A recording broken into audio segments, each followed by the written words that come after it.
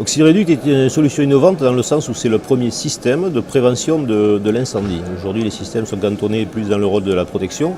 Nous avons imaginé utiliser les systèmes et l'azote en prévention de l'incendie par un abaissement permanent du taux d'oxygène à l'intérieur du risque protégé. Donc Oxyreduct est une solution qui produit de l'azote, qui en régule le débit, qui surveille en fait le maintien de ce débit à l'intérieur de l'enceinte protégée et de ce fait empêche tout début de combustion des matériaux, des produits stockés dans ce local ou dans ce stockage. C'est une solution qui est adaptée à plusieurs types d'installations, des types assez différents. D'une part, les stockages, en particulier les stockages de grande hauteur, qui sont de plus en plus fréquents et sont des stockages automatisés, pour lesquels c'est une solution qui présente des aspects en fait, de souplesse d'installation. Oxyreduct est beaucoup plus simple à installer, par exemple, qu'un gros système de protection sprinkler.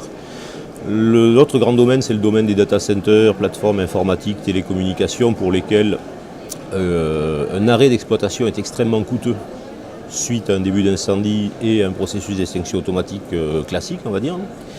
La troisième cible, ce sont les stockages ou les locaux contenant des matériaux, des éléments de patrimoine intellectuel, artistique, irremplaçables.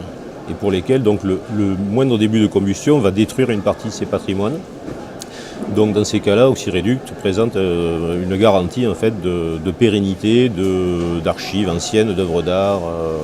Point important, la salle protégée en fait, permet l'accès du personnel. Un certain nombre de mesures de sécurité ont été prescrites au départ par le Bureau du travail allemand à la suite de travaux qui ont été menés par plusieurs instituts et universités en Suisse, en Autriche et en Allemagne.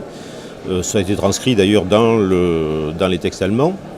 L'INRS en France a également saisi le sujet et a sorti une recommandation au mois de juin dernier, donc précisant, en fonction des taux d'oxygène dans le local protégé, précisant les mesures de prévention et de suivi du travailleur, permettant de s'assurer que lui-même ne présente pas de risque et qu'il peut donc accéder et effectuer des tâches à l'intérieur d'un local sous protection Oxyreduct.